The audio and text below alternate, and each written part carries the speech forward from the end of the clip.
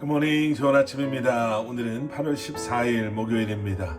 오늘도 말씀 앞에 나오신 여러분들을 주님의 이름으로 축복하고 또 말씀과 함께 시작하는 여러분들의 오늘 이 하루의 삶 가운데 하나님의 넘치는 은혜와 또 평강이 지혜와 능력이 함께 하시길 기도하겠습니다.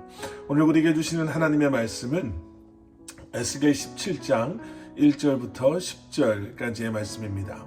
에스겔 17장 1절부터 10절까지의 말씀입니다. 오늘 본문 말씀은요, 독수리와 포도나무 가지의 비유의 말씀입니다. 먼저 오늘 본문 말씀 속에는 두 마리의 독수리가 등장을 합니다. 먼저 3절에 등장하는 독수리, 3절에는 이렇게 설명하고 있죠. 날개가 크고 깃이 길고 숱이 많고 다양한 색깔의 깃털을 가진 거대한 독수리라고 소개하는 독수리가 등장하고요. 그리고 7절에 가서 보시면 날개가 크고 숱 많은 깃털을 가진 다른 거대한 독수리가 등장하게 됩니다. 그리고 그 사이에 이제 포도나무가 등장을 하게 되죠. 자, 여기 나오는 독수리들과 포도나무는 무엇을 지금 의미하고 상징하고 있는가? 우리가 조금 이따 좀 더 자세히 보게 될 텐데요. 이 3절에 나오는 독수리는 바벨론 왕을, 그 느부갓네살 왕을 상징하고 있는 독수리입니다. 그리고 7절에서 보게 되는 독수리는 애굽 왕을 상징하는 독수리이죠. 그리고 포도나무는 유다를 상징하는, 유다의 마지막 왕이었던 시드기야를 상징하는 그러한 포도나무입니다. 이 비유 속에서 우리는 이 바벨론과 애굽이라는 두 강력한 두 나라 사이에서 어떻게 보면 갈팡질팡하고 있는, 누가 더 큰 힘일까, 누가 나에게 더 도움이 될까라는 생각 속에 이리 갔다 저리 갔다 하는 유다의 모습을, 시드기야 왕의 모습을, 그리고 그 결과가 어떠했는가를 보게 됩니다.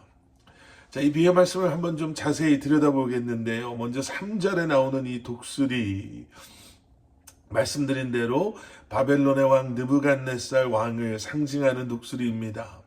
여기에 나오는 날개가 크고 깃이 길고 숱이 많고 다양한 색깔의 깃털을 가진 거대한 독수리다라는 이 표현은 그 유다의 정복자, 바로 그 모습을 설명하고 있는 것입니다. 그런데 그 3절 마지막에 이런 표현이 있죠. 바로 이 독수리가 레바논으로 와서 백향목 가장 높은 가지를 차지했다. 예, 바로 유다 왕위를 빼앗았다라는 그러한 의미입니다.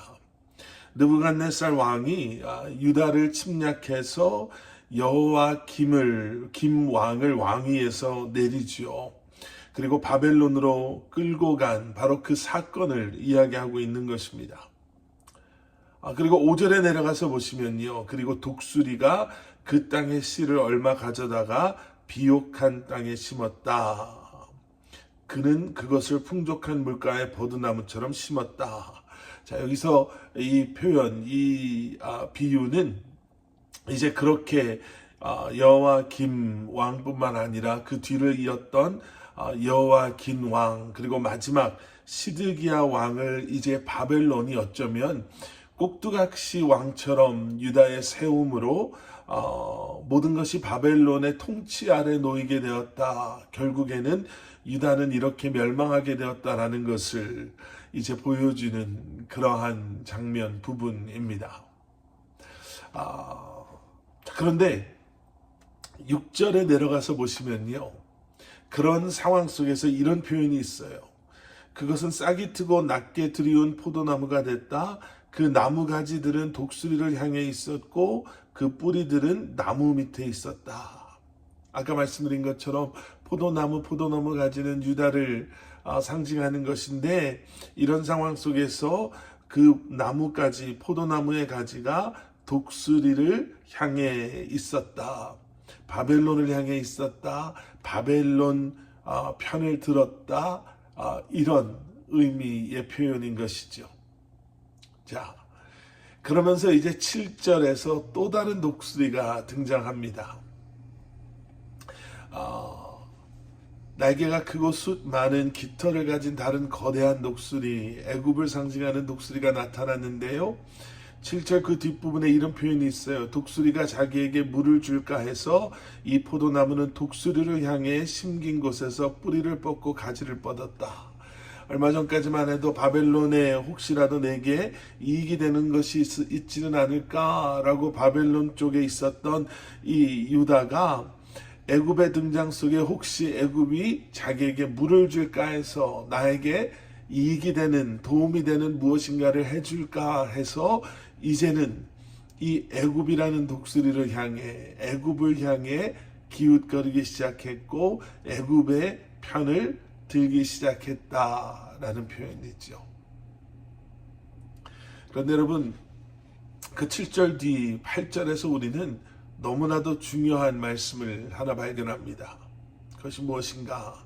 가지를 뻗고 열매를 맺으며 훌륭한 포도나무가 되기에 충분한 물가, 좋은 땅에 그 포도나무는 이미 심겨 있었다라는 거죠. 이쪽으로 기웃거리고 저쪽으로 기웃거릴 필요 없이 이미 이 포도나무는 훌륭한 포도나무가 되기 위해, 훌륭한 열매를 맺기 위해 충분한 물가 좋은 땅에 이미 심겨져 있었다라는 거죠. 오늘 본문 말씀은 그래서 9절과 10절에서 이렇게 마무리가 됩니다.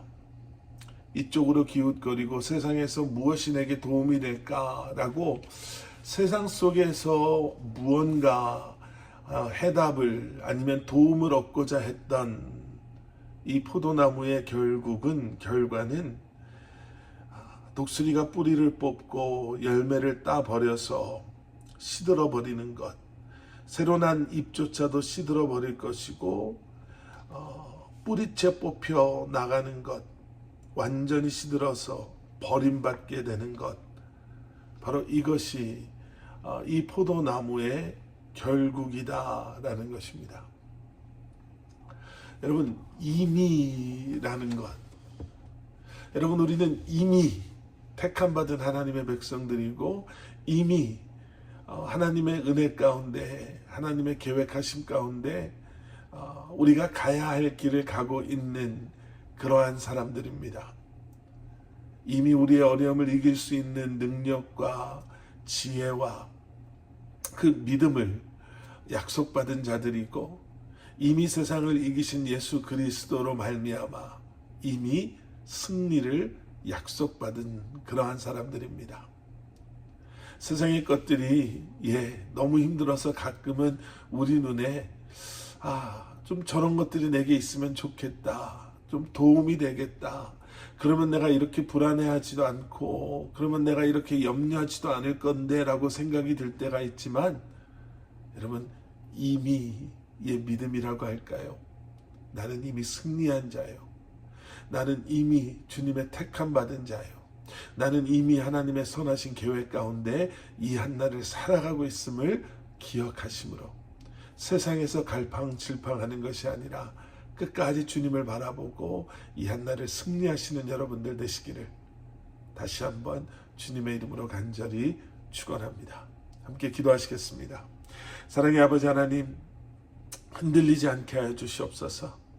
우리의 상황이, 우리의 여건이 어려워지고 또 힘들어진다고 해서 우리의 마음이 흔들리는 것이 아니라 다시 한번 이미 우리는 하나님의 선하신 계획 가운데 이미 훌륭한 삶을, 하나님께서 기뻐하시는 열매 맺는 삶을, 예수 그리스도의 그 십자가의 승리를 소유한 자들임을 기억하게 하셔서 이 한날도 세상 속에서 흔들리는 것이 아니라 주님을 더 열심히 바라보고 주님과 동행하는 삶을 살게 하여 주시옵소서.